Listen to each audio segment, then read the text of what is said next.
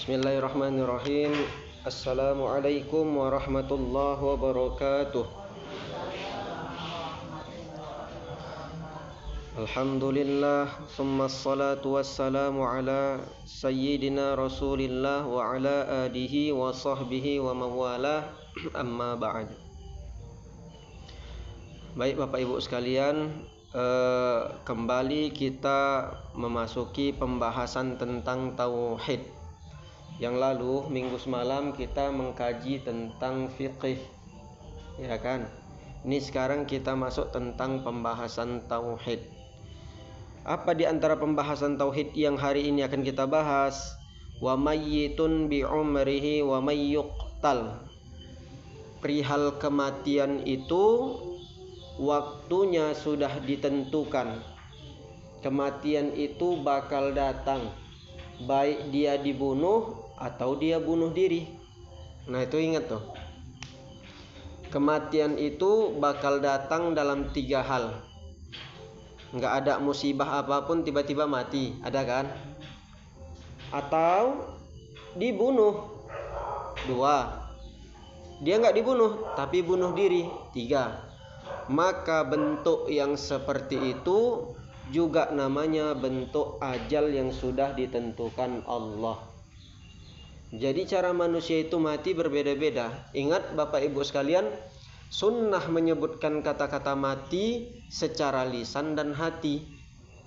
Tapi kan kalau dalam bahasa Indonesia kasar kali lah pula dengarnya mati. Kayak kayak hewan aja kita dibuat. Padahal tidak. Menyebutkan kata-kata mati dalam pandangan seorang ulama dalam kitab Matla'ul Badriyin punya Syekh Daud Fatoni. Beliau mengatakan menyebutkan kalimat mati sangat disunnahkan secara lisan dan hati. Ini bagi kita yang belajar lah pula. Bagi yang nggak belajar nanti kita dituduh yang aneh-aneh pula. Memang semakin ngaji semakin kasar pula lisannya. Padahal dia tidak tahu. Semakin kita mengaji semakin faham kita akan ilmu agama. Ya Bu ya. Jadi nanti kalau misalnya ada orang siapa mati, jangan pula tersinggung. Karena menyebutkan kalimat mati adalah sunnah. Jelas? Di mana itu? Ada kitabnya dalam kitab Matla'ul Badriyin. Punya siapa? Syekh Daud Fatoni. Beliau adalah seorang ulama dari Fatani. Fatani itu di mana? Thailand. Seorang ulama Thailand yang beliau juga belajar sama halnya seperti saya di Al-Azhar Cairo University. Tapi beliau lebih lama lagi S1, S2, S3 di sana. Nah, wa mayyitun bi umrihi wa may yuqtal wa ghairu hadza batilun la yuqbal. Maji'ul mauti wal 'abdu ala amalin salihin yuzhalu al mautu. Katanya apa? Datangnya kematian tersebut sementara seorang hamba sedang melakukan amal soleh, yushalu al mautu, memudahkan dia untuk menghadapi kematian tersebut. Ajalnya memang udah mau datang ini, tapi posisi seorang hamba sedang melakukan amal soleh. Melakukan amal soleh, detik-detik mau menjelang kematian akan memudahkan kematian tersebut. Gak percaya Bu? Coba. Ada yang percaya nggak? Yang nggak percaya coba silahkan. Kami di sini yang muda-muda nanti aja lah. Ya kan Pak ya? Iya. Jadi penting melakukan amal kebaikan yang baik-baik, yang soleh-soleh, yang bagus-bagus. Supaya apa? Kan nggak tahu kita kapan mati. Boleh jadi awak lagi ceramah gini, lagi nyampaikan materi, datang malaikat cabut nyawa kita. Boleh jadi ibu bapak yang sedang mendengar ini, malaikat maut sedang ngintip-ngintip dia. Siapa ini ya? Mulai ditariknya. Nggak tahu. Tapi dalam keadaan yang baik akan memudahkan kematian kita tersebut. Tapi kalau dalam keadaan yang buruk, menyiksa kita dalam hal kematian tersebut. Lagi asik dia main gaplek kan,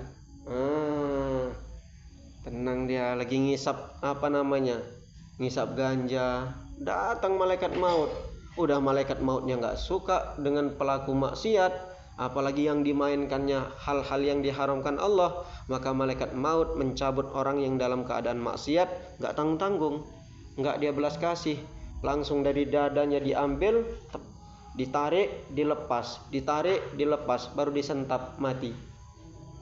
Betapa sakitnya kematian yang demikian. Tapi kalau matinya dalam keadaan baik-baik, yakin dan percayalah, nggak ada yang namanya sakit. Kita pernah dengar nggak, Bapak Ibu sekalian, kisah Nabiullah siapa? Yusuf alaihissalam. Seorang nabi yang sangat tampan.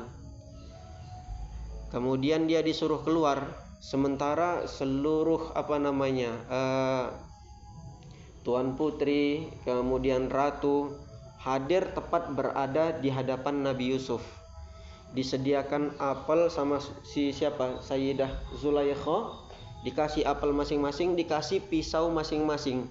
Disuruhlah Nabi Yusuf jalan di tengah-tengah mereka. Tanpa mereka sadari, yang dipotong bukan apelnya, tapi yang dipotong tangan mereka. Diirisnya, sampai nampak tulang-tulang tersebut. Sedikit pun mereka tidak merasakan sakit ketika melihat nikmat yang indah. Siapa itu? Nabi Yusuf alaihissalam. Nggak terasa dia saking nikmatnya melihat tersebut. Sampai ketika Nabi Yusuf sudah berlalu sampai ke belakang, barulah mereka menjerit kesakitan. Tangan sudah terpotong. Begitulah kalau nikmat yang Allah tampilkan bagi orang yang baik, maka nikmat yang amal soleh tersebut dilakukan oleh seorang hamba menyebabkan nggak terasa baginya mati. Jelas nih Pak. Menyebabkan nggak terasa baginya mati. Maka dalam sehari usahalah kita buat amal yang soleh. Kita nggak punya uang, nggak mampu sedekah, minimal sholawat, ya kan? Kita nggak punya uang, nggak mampu memberi, minimal jangan sampai kita merugikan orang. Kita nggak punya uang, nggak mampu kita melakukan infak dan sebagainya, minimal kalau ada tetangga minta tolong untuk tenaga kita, bantu. Iya kan? Berbuat baik kan nggak mesti pakai uang. Berbuat baik kan nggak mesti tunggu kaya dulu. Semua kita bisa berbuat baik, tapi semua apakah mau melakukan hal yang baik? Iya Pak ya. Jadi siapapun kita ini dikasih kesempatan Allah untuk melakukan perbuatan-perbuatan yang baik. Masalahnya mau enggak. Jangan ada dalam benak pikiran kita kebaikan itu hanya melalui uang saja. Enggak. Kebaikan itu hanya melalui kita keluarkan uang 10.000 infak sedekah, enggak. Membantu, memudahkan urusan orang lain juga bahagian daripada kebaikan yang nanti dihitung oleh Allah Subhanahu wa ta'ala. Yakin dan percayalah, semakin banyak kita berbuat baik, maka yashulu al-mautu, mati tersebut akan semakin mudah. Wabil khusus nih yang umurnya udah senior nih. Umur ibu berapa? 60. Tinggal hitungan kalender. Umur bapak berapa? Udah ngelebihi umur Nabi nih. Jangan-jangan malaikat maut lagi ngintip dah. Bonus 3 ya Pak. Iya. Ya Allah. Umur ibu berapa Bu? Ibu 70? 70 lebih? Oh belum. Ya Allah. Tapi belum tentu juga.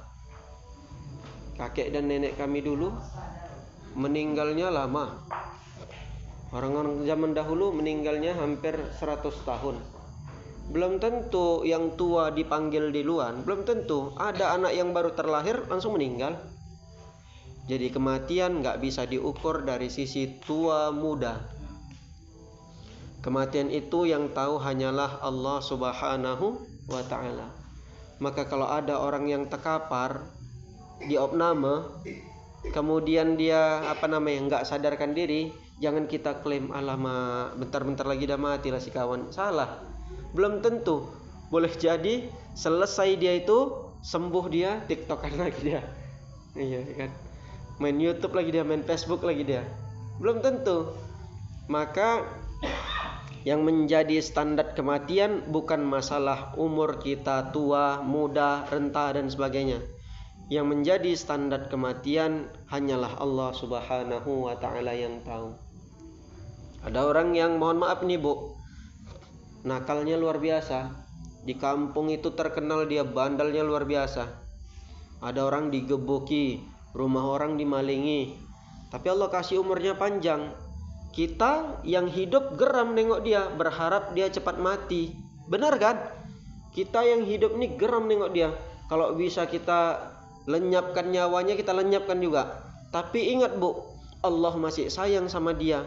Kenapa? Karena masih ada secerca cahaya supaya dia bertaubat.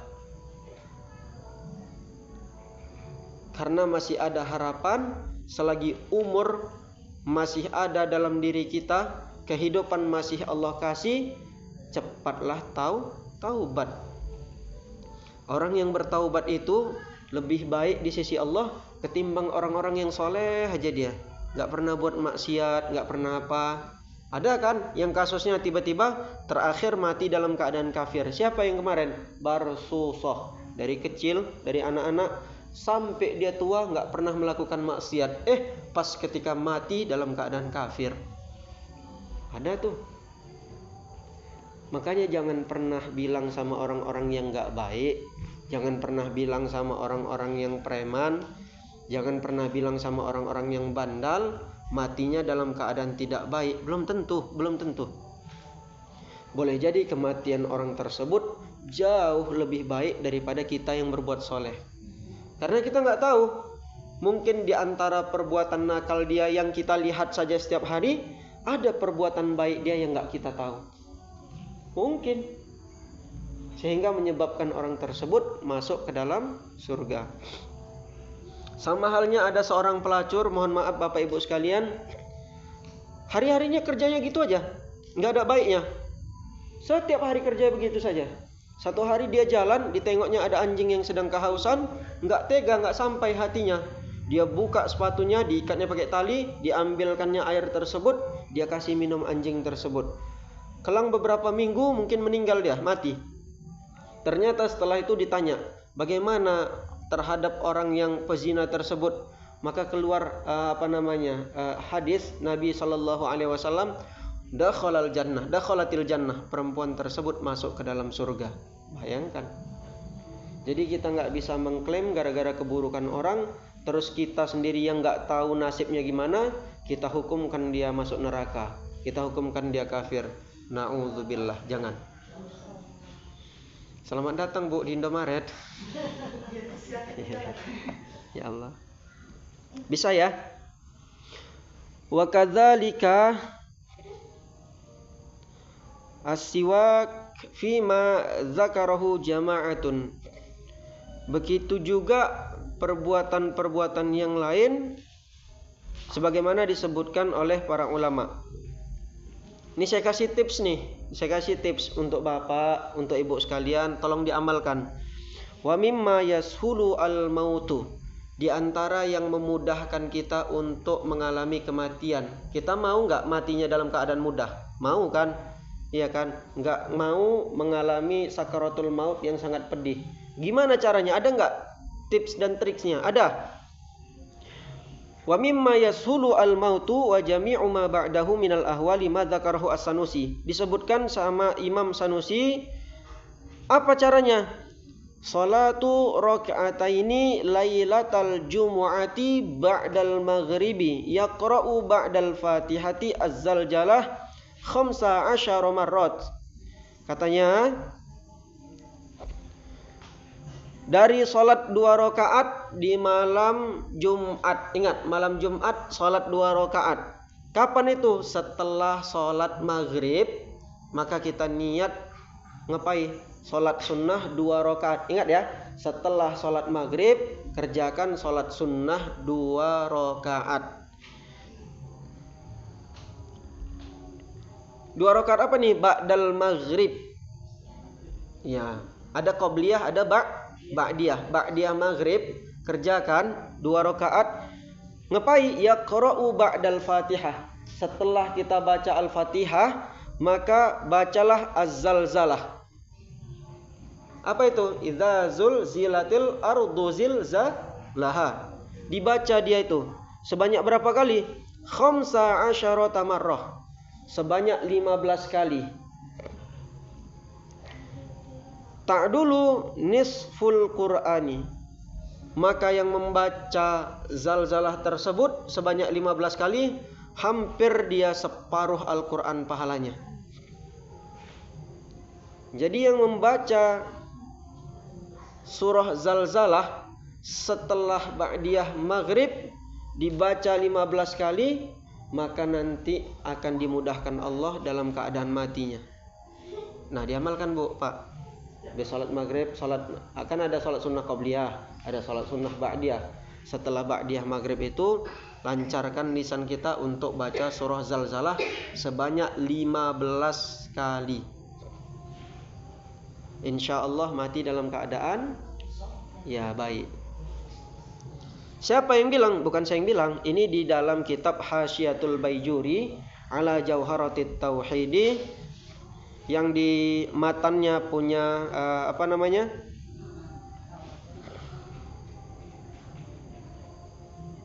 Ibrahim Al-Laqani, kemudian hasyiahnya punya Ibrahim Al-Baijuri, dan ditahqiq sama Asy-Syaikh Ali Jumu'ah. Itulah pesan mereka, kalau mau mati dalam keadaan yang dimudahkan Allah, maka ba'diyah maghrib itu surahnya setelah Al-Fatihah baca idza zulzilatil ardu zilzalaha sebanyak 15 kali pengulangan. Maka setelah itu dibaca, insya Allah, kalaupun kita menghadapi kematian yang insya Allah dalam keadaan yang baik-baik, enggak dipersulit oleh Allah Subhanahu wa ta'ala. Wa mayyitun bi umrihi, kematian itu ada kalanya disebabkan umurnya. Wa may yuqtal, ada kalanya disebabkan dia terbunuh.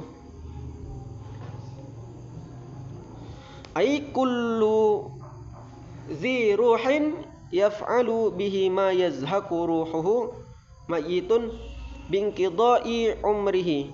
Artinya setiap orang yang memiliki ruh, maka nanti binqidai umrihi, umurnya akan terputus. Bukan setiap kehidupan yang kita tangisi, tapi ketika kematian yang harus kita pikirkan, apa yang kita persiapkan untuk Allah Subhanahu wa ta'ala. Hari ini mereka yang muda-muda, hari ini mereka yang diberikan kesehatan walafiat, hari ini yang mereka merasa bahwa dirinya kuat, kokoh, tapi tak melaksanakan perintah Allah. Secara manusiawi benar itu urusan dia, tapi secara nanti ketika dia berpulang ke rahmatullah, nanti akan diurus oleh malaikat. Kalau sudah malaikat yang ngurus urusan kita, satu perbuatan pun tak akan pernah luput sampai kapanpun. Ini kan kita dulu pernah muda ya kan Bu ya? Iya kan? Ibu terlahir udah langsung kayak gini atau muda dulu? Bayi dulu kan? Iya kan? Bapak terlahir udah langsung kayak gini? Enggak kan? Setengah mati lah mak kita ngeluarkan kalau udah langsung kayak gitu. Tapi pernah nggak kita bertanya, ya Allah, ternyata semasa umur mudaku kuhabiskan untuk hal-hal yang gak baik. Sholat tinggal, puasa tinggal, infak pelitnya setengah mati. Iya kan? Punya lisan kerjanya si gosipi orang aja. Pernah gak kita sadar kayak gitu? Ternyata hal itu yang menyebabkan kita susah mati. Na'udzubillah. Udahlah, kita yang ngaji-ngaji ini cobalah kita sadar. Coba kita merubah diri dan sikap kita. Apa yang mau dikejar? Yang punya harta enggak dibawa mati. Yang punya rumah, nanti pas kita mati rumah jadi rebutan. Yang punya tanah, nanti pas kita mati tanah jadi harta waris. Kalau bagus-bagus anaknya syukur alhamdulillah. Berapa banyak di zaman sekarang gara-gara tanah, gara-gara rumah, hampir mereka bunuh-bunuhan hanya untuk merebutkan sepetak tanah tersebut. Banyak nggak? Banyak, Pak. Kenapa? Karena orang tuanya nggak menanamkan iman ke dalam hati anak tersebut, maka nggak beres anaknya. Coba kalau dari kecil dia dididik agama, diajak dia ngaji, diajak dia dengarkan yang baik-baik, pun kalau orang tuanya mati, itu tanah pun nggak mau mereka berebut. Malah mungkin anaknya yang waras, udahlah infakkan aja lah. Bangunkan untuk musola, bangunkan untuk rumah ngaji, bangunkan untuk hal-hal yang baik. Gak usah kita berpikir nanti tanahnya dikemanai, nanti gak usah. Itu urusan yang orang sudah kita amanahkan. Dengan demikian menjadi amal jariah. Amal itu bu, ibarat kita nanam sawi. Benar. Sawi yang kita tanam apa langsung jadi? Enggak kan? Bijinya kan? Bijinya yang kita tanam tumbuh, mekar, lama-lama besar dan sebagainya. Ibarat kita nanam rambutan. Rambutan itu apa langsung pohon yang kita taruh, yang besar-besar itu udah langsung jadi? Kan enggak. Artinya bijinya dulu yang kita tanam, kita pupuk, tumbuh, besar dan sebagainya, maka dia menjadi berbuah. Nah, amal itu, perbuatan baik seperti itu. Ditabung. Nanti dia akan bertumbuh, tabungan tersebut menjadi besar, kemudian tumbuh dan seterusnya. Nanti pas ketika kita meninggal di hadapan Allah Subhanahu wa taala, barulah kita terkejut. Kemarin aku terhadap panti asuhan yang cuman kukasih sebuah batu bata saja, kok bisa dibangunkan istana? Itulah namanya infak. Semakin kita banyak mengasihi, semakin bertumbuh infak tersebut. Sama kayak tanaman, semakin kita siram dia akan semakin subur.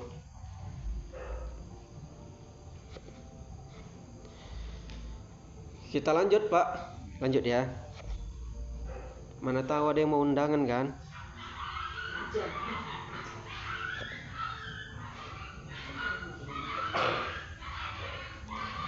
Kita lanjut, li'annal ajala yutlaqu ala akhiril umri. Kenapa dinamakan ajal? Kenapa penamaan itu ajal? Karena ajal itu disebutkan ketika akhir dari umur seseorang. Maka akhir dari seseorang yang meninggal itu disebut dia ajal atau disebut dia wafat. Wafat maknanya sempurna. Sudah sempurna janji Allah selama dia hidup di dunia, maka dimatikanlah orang tersebut. Kenapa? Karena nggak ada lagi janji kehidupan untuk orang tadi. Maka ketika sudah habis janji Allah terhadap nikmat yang Allah janjikan kepada kita, udah habis, maka diambillah nyawanya, meninggallah orang tersebut. Jadi tanda tanya kepada kita, kenapa sampai saat ini kita belum mati? Karena janji Allah belum sempurna. Masih ada lagi nikmat yang Bapak dapat. Masih ada lagi nikmat yang Ibu dapat. Apa nikmatnya? Nikmat mengaji adalah satu hal yang nikmat paling tinggi di hadapan Allah.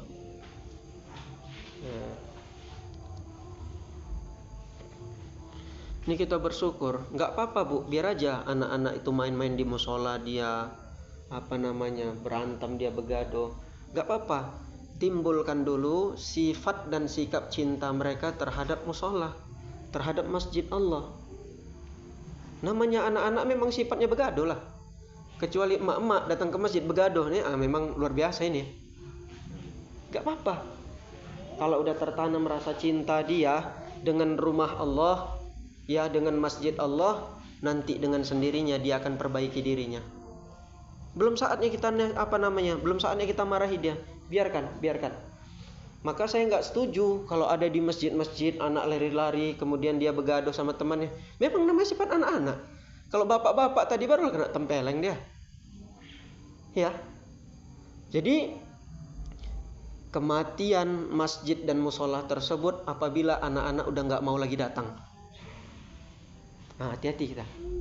Kalau anak-anak udah nggak mau lagi datang dia ke masjid, nggak mau lagi dia datang ke musola, menandakan bahwa musola itu dalam waktu beberapa tahun pasti akan mati. Kenapa? Generasinya udah nggak mau lagi. Ya Pak ya, ya Bu ya. Saya senang nengok anak-anak yang alhamdulillah mau dia datang ke mushola, mau dia datang ke masjid. Walaupun nanti diinfokan ada bagi-bagi nasi kotak, datang dia, nggak apa-apa, biar aja. Namanya anak-anak, biarkan aja. Berarti najar masjidnya yang salah, nggak menata hati, nggak menata jiwa. Seharusnya menjadi nazir itu pandailah menata hati, menata jiwa. Kalau anak-anak terus-terus dimarahi agar nggak datang dia ke musola, agar nggak datang di masjid karena ribut, yakinlah dan percaya nanti dalam waktu beberapa tahun nggak akan ada lagi yang menginjakkan kaki di masjid tersebut. Usah cerewet-cerewet kali lah. Iya Bu ya. Iya. Biarkan aja dia. Asal jangan salto dia dari atas ke bawah. Dah. Biarkan. Bisa?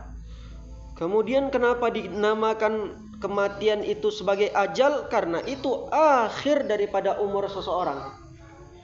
Kadang kematian ini kita nggak tahu Bu. Ada yang Allah titipkan dalam jiwa kita ini ada dua roh. Pertama namanya roh yaqzatan, roh yang sadar. Ada rohul hayat, roh kehidupan. Kalau roh yaqzatan Allah kasih, kemudian Allah cabut roh yaqzatan, roh yang sadar, maka statusnya dua hal. Ada kalanya dia mati suri, ada kalanya dia tidur, pingsan.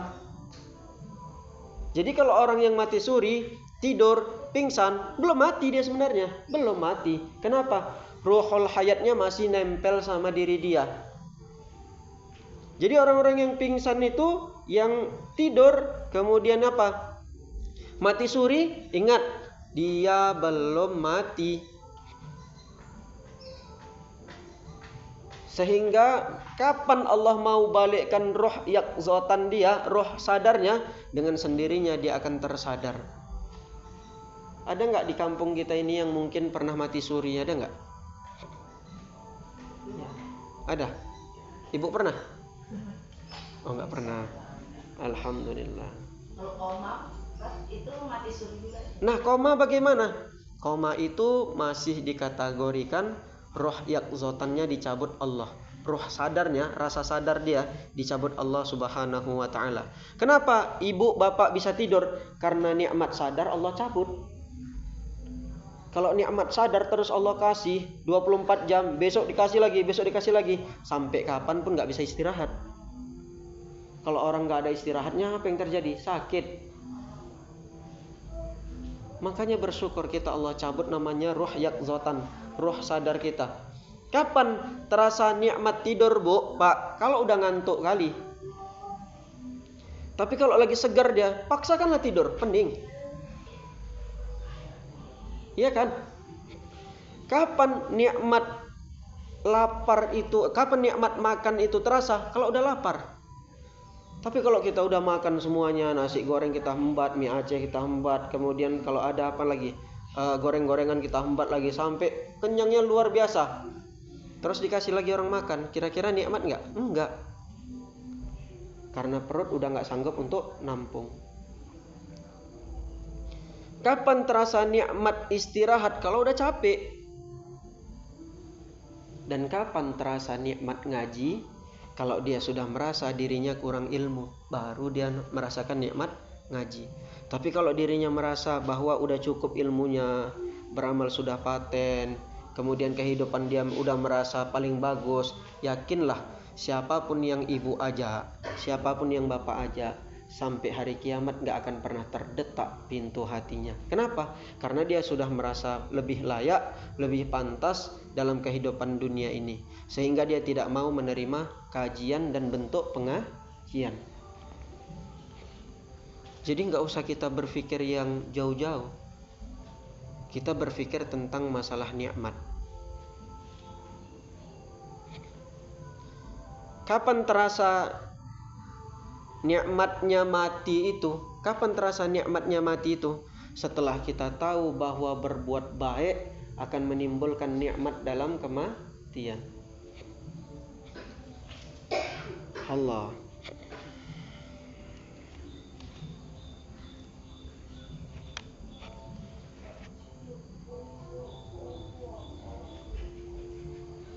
Fal ajalu indahum wahidun la yuqbalu az-ziyadah. Maka ajal itu hanyalah satu. Ajal itu hanyalah tunggal. La yuqbalu az-ziyadah wan nuqsan. Ajal itu tidak terima tambahan umur atau tidak terima pengurangan umur. Umur itu nggak ada yang bertambah, nggak ada yang berkurang. Terus gimana Ustadz? Kan sering kita dengar dari ustadz-ustadz yang lain, katanya silaturahim itu memperpanjang umur. Iya kan? Berinfak sedekah memperpanjang umur. Kayak mana ini? Sementara di Al-Quran dibilang fa idza jaa ajaluhum la yastakhiruna sa'atan wa la yastaqdimun. Kalau kematian tersebut sudah datang, nggak akan ada. Kalau ajal tersebut sudah datang, nggak akan ada yang dapat memajukan atau memundurkan daripada kematian tersebut. Bingung kita. Satu sisi ustadz-ustadz pernah bilang bahwa silaturahim memperpanjang umur. Berdoa kita yang baik juga panjang umur. Kemudian sisi lain Al-Quran sendiri bilang, kalau sekiranya ajal tersebut datang, gak akan ada yang mampu mengundurkan atau memajukan kematian tersebut. Jadi ini gimana nih? Kalau kita lihat seakan-akan dia bertentangan. Satu bilang gak ada penambahan pengurangan, satu bilang bahwa silaturahim akan memperpanjang umur. Dijawab ini Bu, ini jawabannya Bu Pak. Silaturahim memperpanjang umur memandang umur kita yang berada di Lauhil Mahfuz. Lauhil Mahfuz itu, lauh artinya batu, mahfuz yang dijaga Allah Subhanahu wa ta'ala. Disitulah seluruh takdir kita dituliskan oleh Allah Subhanahu wa ta'ala. Baik menikah, mati, apalagi rizki, semua sudah dituliskan Allah, berada di Lauhil Mahfuz. Ingat, Lauhil Mahfuz adalah makhluk, bukan Tuhan, makhluk. Kira-kira Allah berhak nggak ngapa-ngapain makhluknya? Bu, Pak, kira-kira Allah punya hak nggak untuk ngapa-ngapain makhluknya? Mau disentilnya, mau dimatikannya, mau dihilangkannya? Kira-kira Allah berhak nggak ngapain makhluk tersebut? Berhak. Namanya makhluknya, ciptaannya. Ibu punya handphone, ya hak ibu, mau ibu banting, mau ibu jual, mau ibu gadekan, mau ibu lempar, hak ibu. Ada nggak hak saya untuk melarang? Nggak ada. Itu barang punya bapak, barang punya ibu. Maka nggak punya hak kita menghalang-halangi dan mengatur barang orang tersebut. Kita yang umurnya ditentukan di Lauhil Mahfuz, Lauhil Mahfuz itu punya Tuhan. Jadi hak Tuhan, mau dihapuskannya, mau ditetapkannya, terserah Allah. Yamhullahu ma yasha wa yusbit. Hak Allah lah menghapus atau menetapkan apa yang ada di Lauhil Mahfuz. Ibu, bapak sekalian, kalau di Lauhil Mahfuz umur ibu 50, udah, umur bapak 50. Ingat, di Lauhil Mahfuz umur bapak ibu 50. Kemudian karena banyak silaturahim, banyak berdoa, sehingga Allah hapuskan umur yang 50 tersebut. Allah ganti dengan ada yang di ilmunya Allah menjadi 60 tahun. Boleh nggak? Boleh nggak kira-kira? Kayak mana ini? Boleh. Yang tak boleh itu yang berubah pada ilmunya Allah Subhanahu wa ta'ala. Tapi selagi masih diterapkan, dituliskan di Lauhil Mahfuz, maka sangat gampang bagi Allah untuk menghapus, merubah ataupun meniadakan apa yang ada di Lauhil Mahfuz. Kan punya Tuhan, ngapain kita ngatur Tuhan? Benar. Jadi jelas ya, silaturahim, berbuat baik adalah memperpanjang umur. Betul, umur yang ada di Lauhil Mahfuz. Adapun umur yang ada pada ilmu Allah Subhanahu wa ta'ala, sampai kapanpun tidak akan pernah berubah-ubah. Kalau berubah ilmunya Allah, samalah seperti manusia. Karena ilmu manusia berubah-ubah. Bentar dia ingat, bentar dia hafal, bentar dia lupa. Mustahil hal itu terjadi pada Allah Subhanahu wa ta'ala. Jadi jelas, kalau nanti ada orang bertanya sama bapak, kalau nanti ada orang bertanya sama ibu, silaturahim kan memperpanjang umur. Benar, umur yang ada di Lauhil Mahfuz. Adapun umur yang ada pada ilmunya Allah tak akan pernah bisa berubah. Jadi malaikat nggak tahu tuh, ya nggak tahu lah. Namanya Allah mau berkehendak untuk menghapusnya. Ngapain harus tahu makhluknya? Iya Pak ya, Bu ya.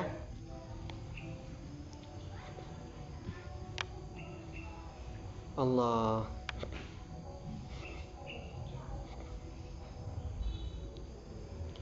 Kemudian apa yang ada di catatan malaikat, misalnya ini contoh, kita buat dosa, kita buat jahat, kan tercatat di catatan malaikat. Betul nggak? Bener. Setiap kita yang jalan, setiap kita yang hadir, jangan lupa malaikat itu mencatat perbuatan kita. Saya yang ngomong ini dicatat malaikat. Bapak yang diam-diam saja, kan nggak tahu saya hatinya, juga dicatat oleh malaikat.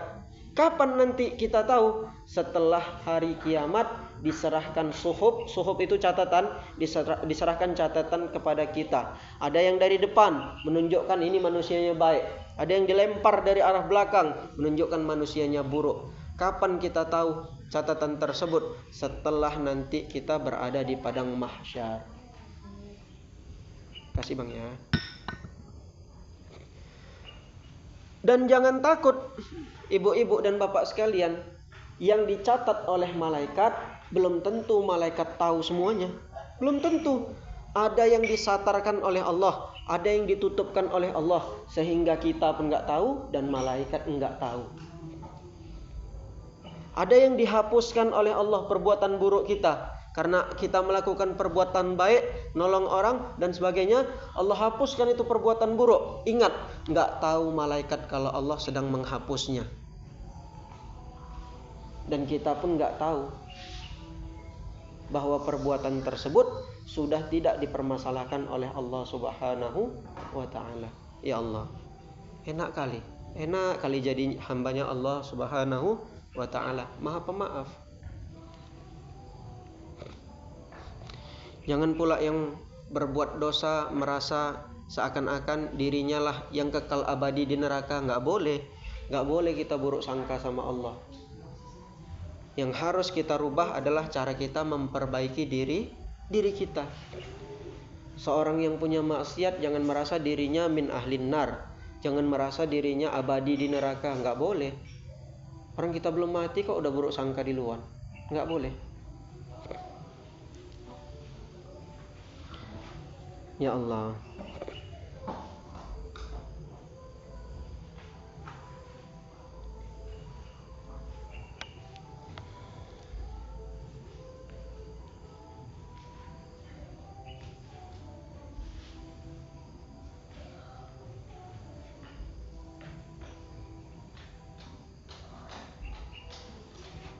Nah, kita lanjut. Mungkin ini yang sebagai penutup. Menurut versi Ahlus Sunnah, famukhtaru ahli sunnati, pendapat yang dipilih oleh orang-orang Ahlus Sunnah wal Jamaah. Siapa itu? Ya kita. Pendapat yang kita pilih Ahlus Sunnah wal Jamaah ini siapa lagi pembesarnya? Itulah Al-Imam Abul Hasan Al-Asy'ari dan Al-Imam Abu Mansur Al-Maturidi. Apa kata mereka?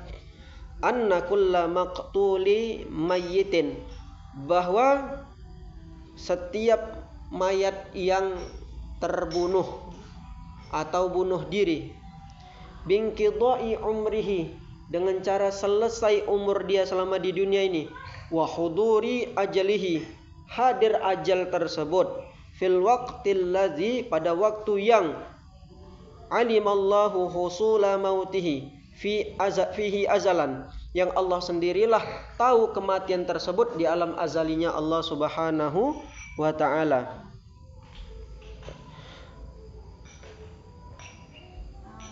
Wa innama wajaba alaihi al-qisasu.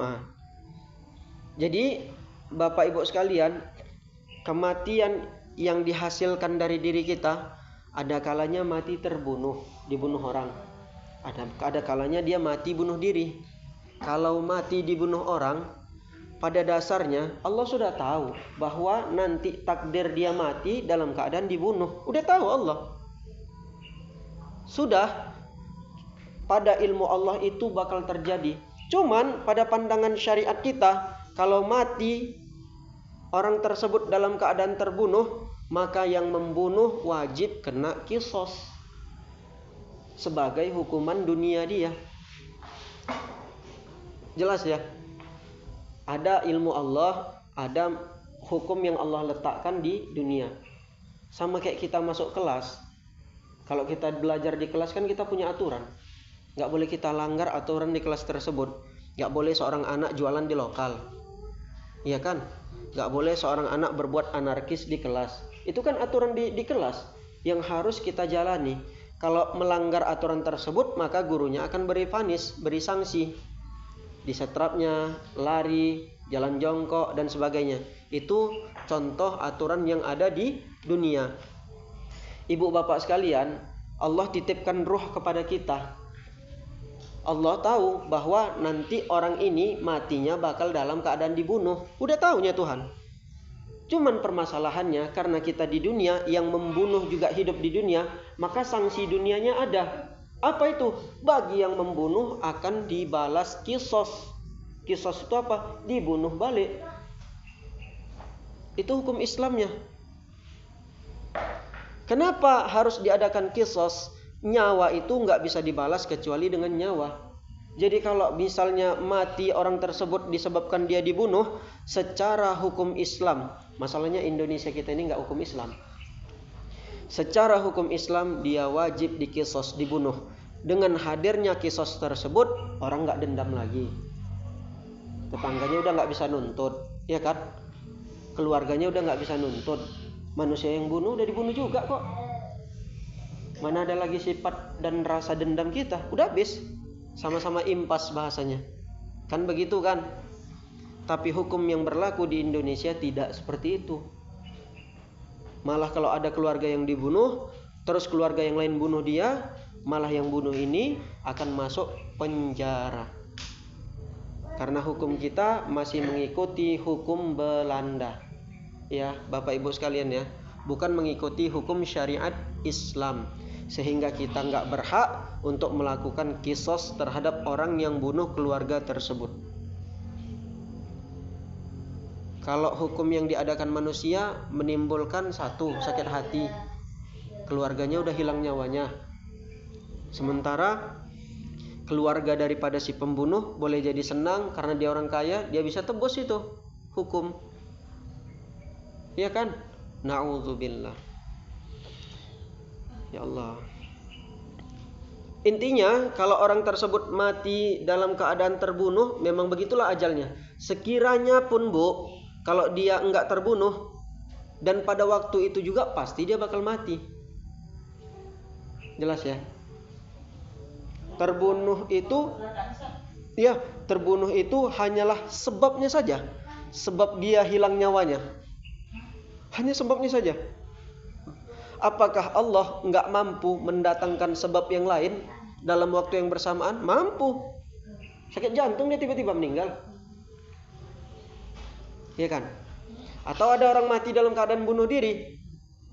Allah sendiri tahu bahwa nanti nasib si kawan ini mati dalam keadaan bunuh diri. Pada ilmu Allah sudah tahu. Orang Allah yang ciptakan. Pasti Allah tahu. Kapan hidup, kapan matinya. Bagaimana cara matinya, pasti Allah tahu. Sudah, kemudian orang tersebut bunuh diri, menghabisi nyawanya dalam keadaan gantung diri. Ingat, mana bisa dikisos orang dia sendiri yang membunuh dirinya, maka nanti balasannya akan berbeda di akhirat, jauh lebih dahsyat balasan Allah ketika di akhirat.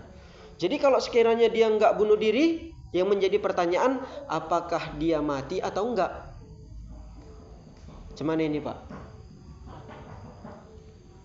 ada orang yang sudah Allah takdirkan matinya dalam keadaan bunuh diri. Sudah. Sekiranya pun dia nggak bunuh diri, pada detik itu, menit itu, jam itu juga dia bakal mati. Gampang saja. Allah cabut ruhnya. Seketika spontan mati juga dia. Tanpa harus bunuh diri. Bunuh diri hanyalah sebabnya saja. Terbunuh hanyalah sebabnya saja. Dilindas truk dan sebagainya hanyalah sebabnya saja. Kalau enggak berdasarkan itu juga, pada waktu itu bakal mati juga. Cara Allah membuat kematian itu gampang. Gak usah kita pikir-pikir. Ya, jelas ya? Ya Bu ya. Jadi semua yang Allah kasih hanyalah sebabnya saja. Sebab inilah yang dipermasalahkan. Sebab inilah nanti yang akan dituntut. Kalau sebabnya baik, maka alhamdulillah. Kalau sebabnya buruk, bunuh diri, dibunuh, itu kan sebabnya buruk, jalan yang tidak baik, maka itu adalah satu tuntutan di dunia. Gitu. Allah. Cukup nih Pak, Bu. Cukup lah ya. Sepintas permasalahan tentang kematian. Mati itu sudah takdirnya ditentukan oleh Allah Subhanahu wa ta'ala. Cuman caranya berbeda-beda. Ada yang gak ada sebab, tidur tiba-tiba meninggal. Ya ada. Ada yang pakai sebab. Sebab ini pun terbagi lagi. Ada yang sebabnya dibunuh, ada yang sebabnya bunuh diri. Ya. Ada yang dengan sebab lain, dia nggak niat bunuh dan nggak niat bunuh diri, tapi ada truk yang ngantam dia, mati juga, gitu. Jadi sebab kematian ini berbeda-beda. Nah, semakin banyak kita faham tentang agama, maka akan semakin lapang dada kita, semakin tenang kita jalan menghadapi kehidupan dunia, insya Allah. Kafaina bihadzal kalam wa nastaghfirullahal azim. Wa syukran katsiran ala ihtimamikum. Wassalamualaikum warahmatullahi wabarakatuh.